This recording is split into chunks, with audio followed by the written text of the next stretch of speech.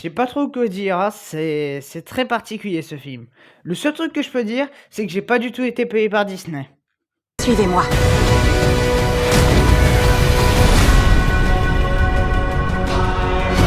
Bonjour à tous, c'est Tato Bros. J'espère que vous allez bien et aujourd'hui, ça va être particulier. Et oui, on va parler de Blanche-Neige. Je sors de la séance, et j'ai bien dit de la séance. Et oui, oui, oui, j'y suis allé.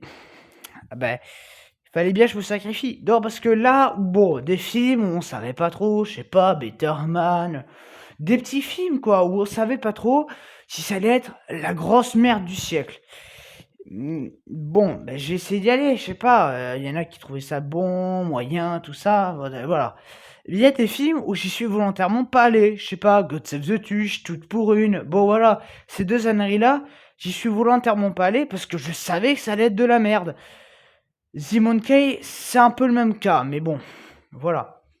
Et donc c'est vrai que j'y suis pas allé parce que attends, alors The Kay, c'est autre chose, c'est parce que j'avais plus de séance tout simplement.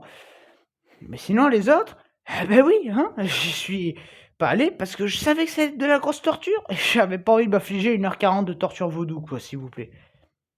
Seulement, il arrive un temps où c'est bien de fuir les grosses bouses et d'attendre qu'elles soient disponibles en VOD ou j'en passe, hein, ou peut-être illégalement. Hein. Ah bah vu les films de merde que c'est, je pas. Un bon film que j'ai loupé, il n'y a pas de problème, je te le rattrape légalement. Un film de merde, non, c'est bon. Et bon, et du coup, ce qui s'est passé, c'est que j'ai attendu une semaine, comme vous avez pu le voir, déjà parce que mercredi dernier, j'étais en train de faire les Baudins, voilà. Mais du coup, je me suis posé des questions du style est-ce que les chameaux ont des quiquettes, hein? Mais non, je déconne. Non, ce que je me suis surtout posé comme question, en fait, c'est est-ce que j'y vais ou est-ce que j'y vais pas? Pour aller voir Blanche-Neige, évidemment. Et en fait, bon, vu que le film fait un bide, mais monumental, hein, bon, je me suis dit que c'est pas un ticket qui va faire que ça va changer la donne, donc allez. Ce mercredi-là, j'ai rien. Alors oui, il y a Novocaine, mais ça, j'irai pas le voir. Ça, franchement, j'en parlerai sur la chaîne, mais je pense pas du tout que j'irai le voir parce que ça a l'air, mais enfin, c'est pas que ça a l'air la pire d'œuvre de l'humanité ou je sais pas quoi, c'est juste que ça a l'air vide, il y a rien. Voilà. Voilà. Alors, du coup, oui, j'y suis allé. Et oui, parce que le film fait un bide et je vais expliquer pourquoi. Parce qu'en fait, c'est un film le plus cher de l'histoire du cinéma. Budget ayant été dépassé pendant le premier tournage, ce qui l'a fait monter à 300 millions de dollars. Suite à toute la com qu'on va pouvoir ajouter à 100 millions de dollars, ce qui fait 400 millions de dollars.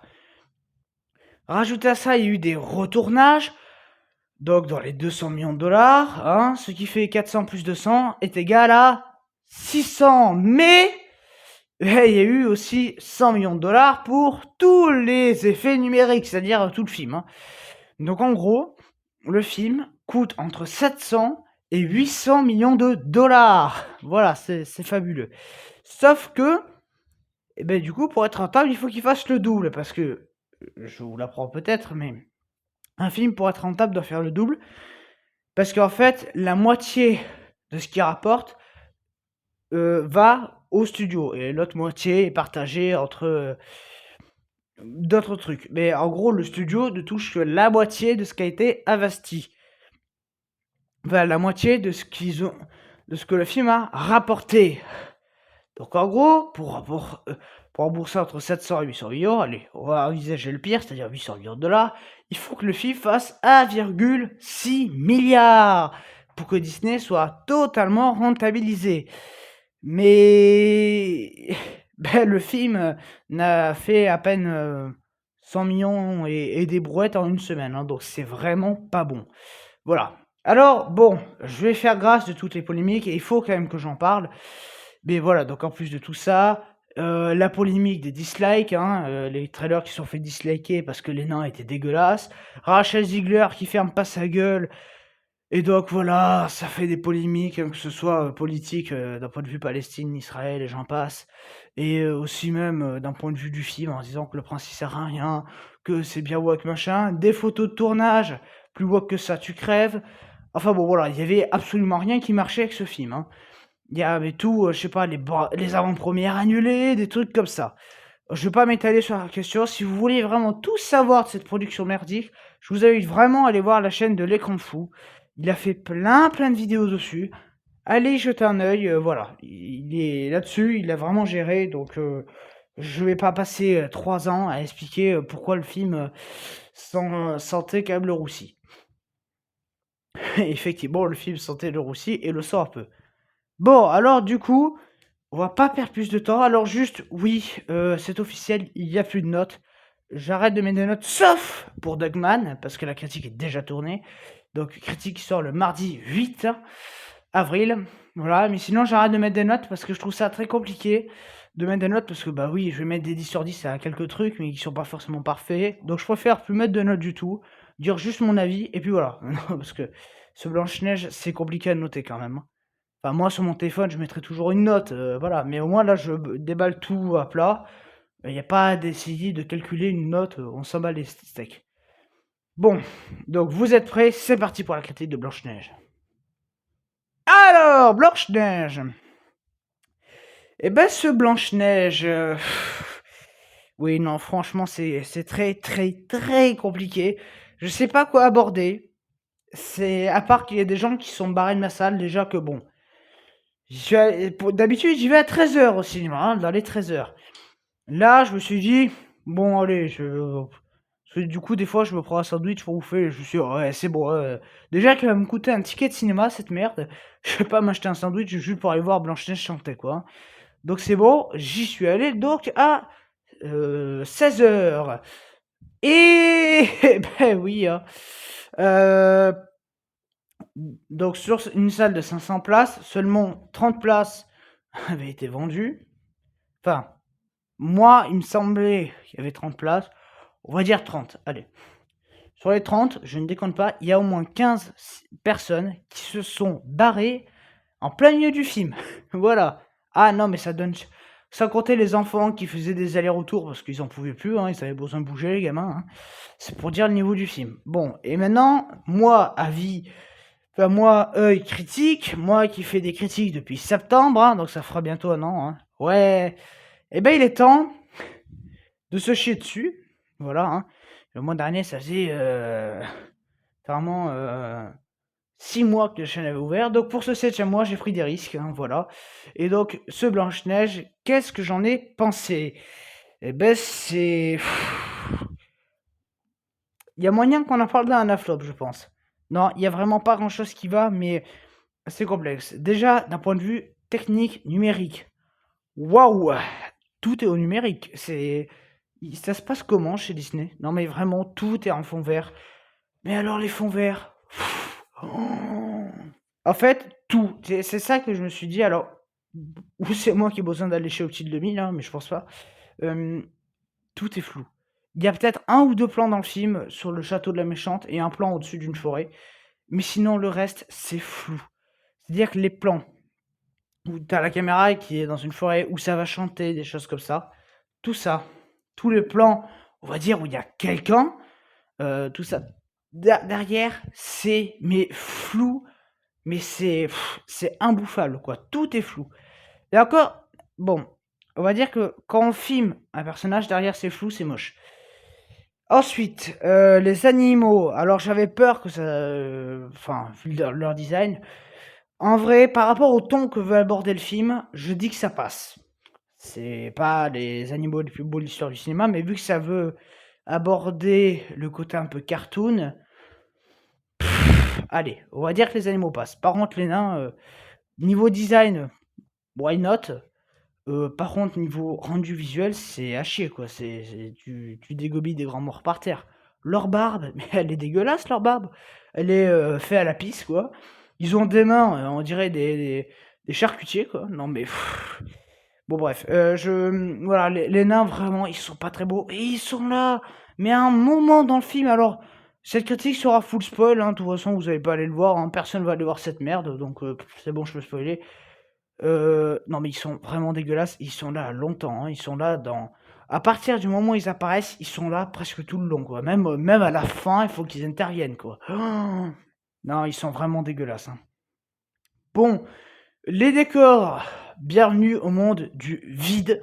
Voilà, c'est mais vide, genre oh les décors, c'est d'un niveau de vide, pas possible. Hem, Ensuite, bah, les acteurs, Gal Gadot. En vrai, quand ça chante pas, c'est crédible. Je vais être franc, je trouve que ça peut aller. Par contre, qu'elle se met à chanter 2 fois en plus, hein, c'est pas une fois quoi, c'est 2 fois. C'est une torture. D'ailleurs, c'est drôle, la première fois qu'elle s'est mise à chanter, il y a des gars qui sont partis de la salle, hein. C'est un signe, hein. Non mais quand elle se met à chanter, d'habitude, je regarde pas mon téléphone quand je suis au cinéma, même si des fois ça m'arrive de voir des trucs qui sont pas fameux, mais genre The Lost Land, j'ai pas regardé mon téléphone, à part si, allez, 5 minutes de la fin, parce que ça commençait à me casser les couilles, mais sinon je regarde jamais mon téléphone au cinéma. Parce que même si des fois, oui, même quand le film me plaît, des fois je veux savoir l'heure, je ne regarde jamais. Là, j'ai regardé, ça commençait à chanter, ça me cassait les couilles, j'ai regardé, j'ai vu qu'il restait encore plus de 40 minutes. J'ai dit: «Mais c'est interminable» et non, c'est vraiment interminable. Vraiment, ça se termine jamais cet enfer, hein. Donc quand ça chante, putain, mais bouchez vos oreilles, même la VF, je sais pas ce qu'elle fout. Parce que oui, j'ai vu le film en VF. Oh là là. Non mais enfin, franchement, la VF, elle est dégueulasse. La voix normale, ça va, mais quand ça chante, putain, mais bouchez-vous les oreilles. Bon, Rachel Ziegler,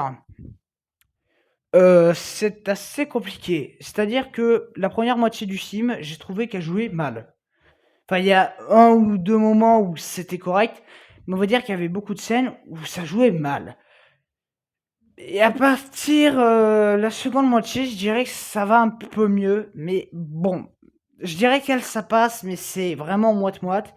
Quand elle chante, ça va. Elle sait pousser la chansonnette, Rachel, donc ça va.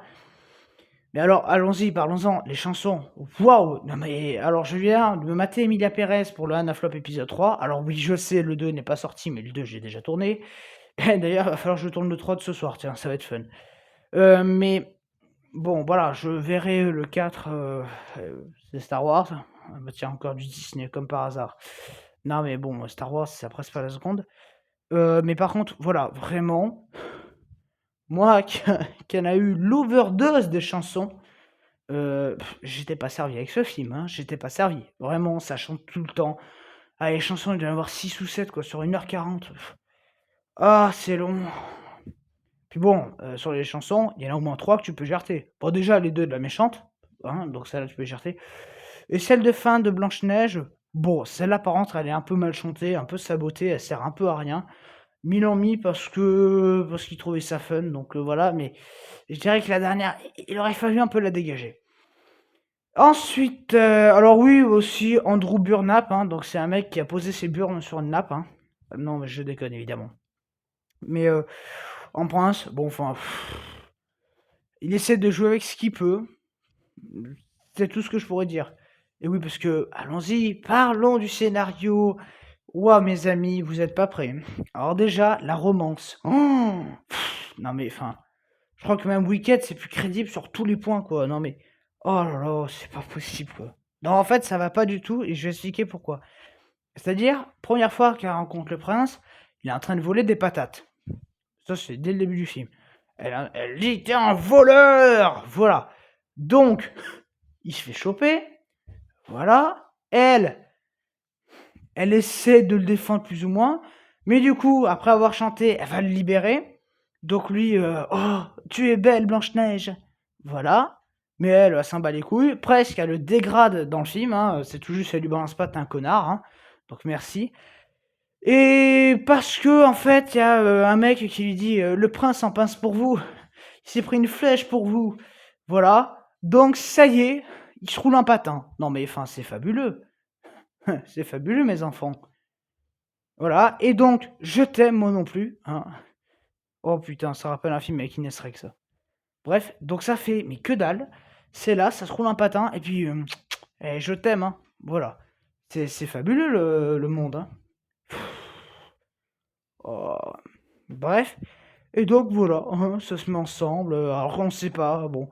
Bon voilà, les costumes, allez tiens, voilà, on va tout mettre dans le même bateau de toute façon, vous avez compris que c'est vraiment chaud, c'est libre. Les gens disent que tous les costumes sont à chier. Alors non, Blanche-Neige, je trouve que c'est très joli son costume. Par contre, les méchantes, oui, c'est vraiment à chier. C'est quoi ces costumes? Surtout lors de la première chanson, où là tu vois tout le costume, tu te dis oh putain de merde.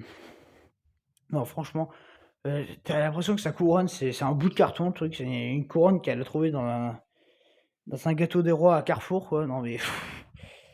Bref, bon voilà. Mais Blanche-Neige, je dirais que ça passe. Bon, les autres, c'est un costume de plouc, hein, mais bon, enfin bon.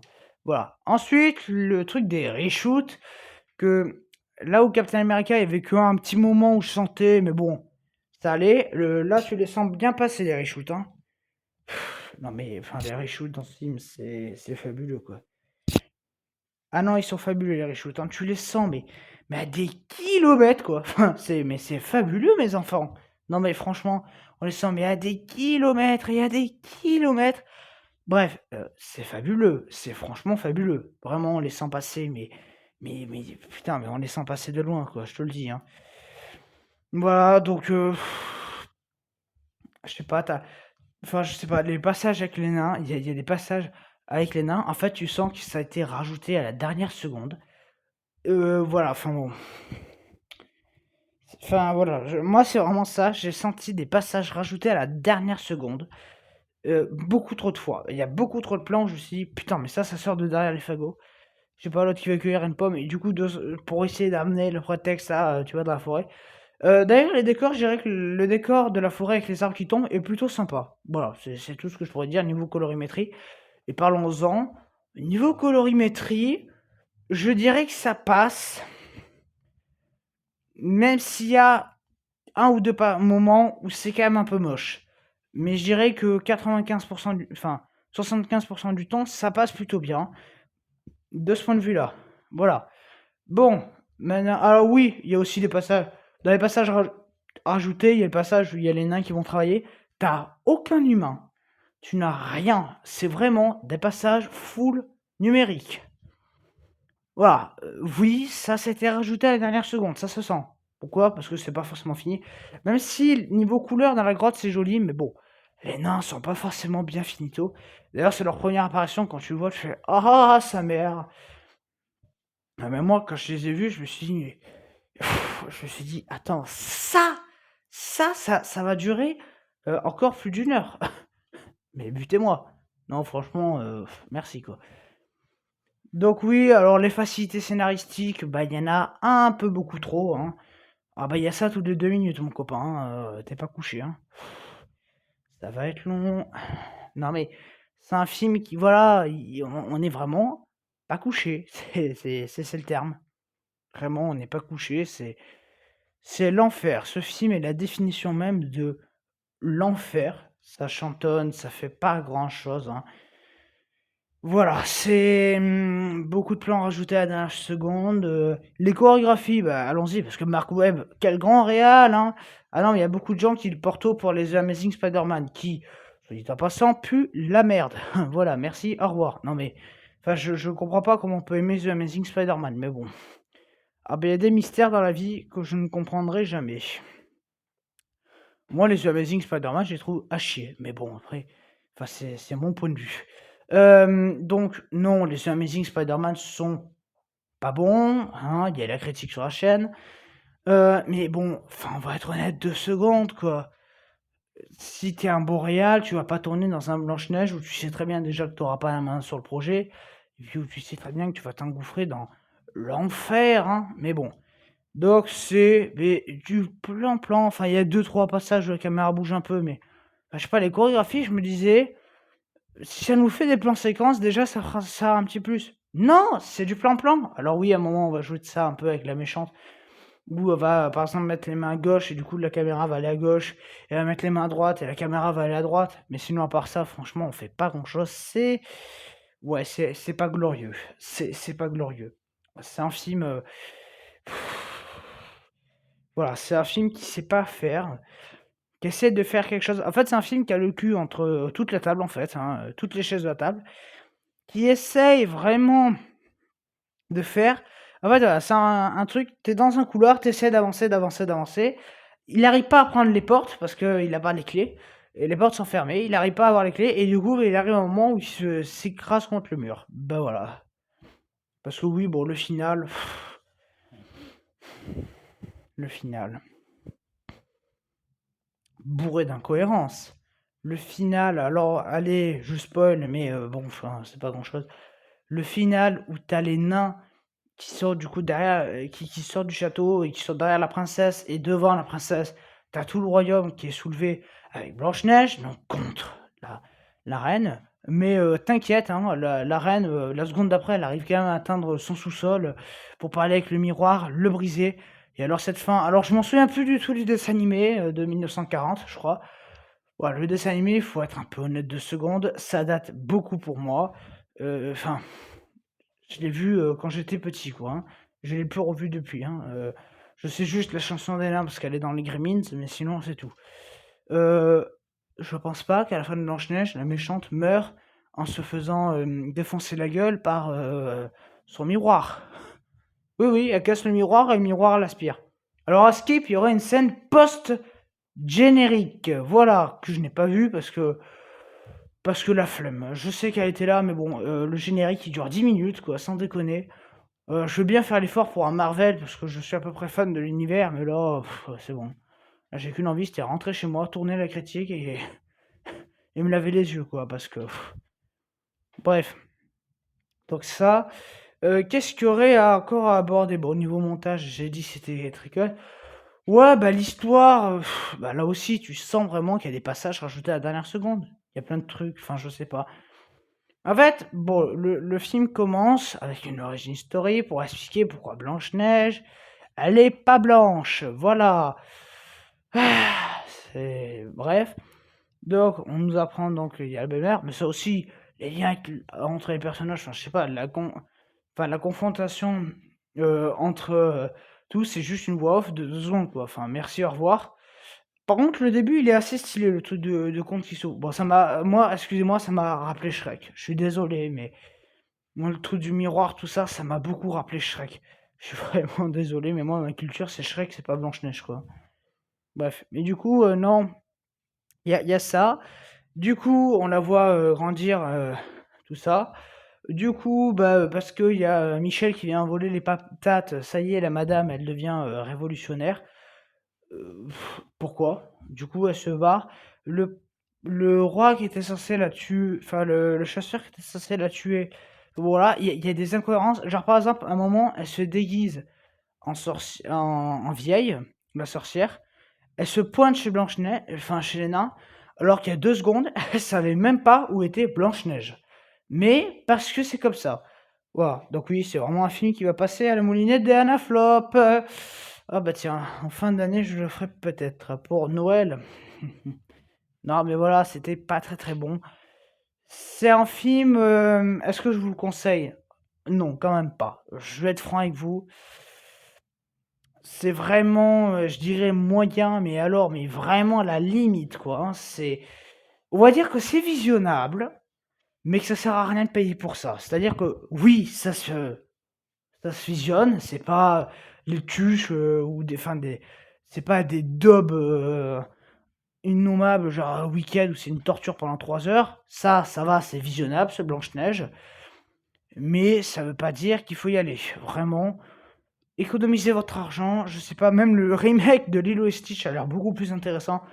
Alors oui, j'ai fait une réaction trailer, mais bon, c'est pas que je suis super hypé par Lilo et Stitch, mais bon, enfin, je pense que ça sera mieux que Blanche-Neige et j'essaierai d'aller le voir en salle lui aussi. Voilà. Donc en tout cas, c'est tout ce que je pouvais vous dire. Je vous conseille pas forcément d'y aller, vous l'aurez compris, c'est pas non plus le gros film de merde de l'année, mais il y a peut-être moyen qu'on le retrouve peut-être dans les flops. Voilà, donc oui, il n'y avait pas grand-chose. En plus, j'avais essayé de... J'étais en train d'essayer de me hyper pour voir le film quand même. Voilà, ça va loin. Ça va très très loin. Donc voilà. En tout cas, je vous laisse. Nintendo Direct demain. Donc demain, je pourrai pas, mais vendredi, je pourrai. Donc vendredi... Oui, c'est ça, vendredi, je pourrai. Donc vendredi, je vous ferai une critique donc de ce... Enfin, vendredi ou demain, je sais plus à force. Je comprends plus rien moi. Le mec, il est paumé, quoi. Non, voilà, vendredi, donc je vous ferai une critique vendredi, enfin un retour du Nintendo Direct vendredi. En tout cas, moi je vous dis donc à très bientôt. Allez, ciao.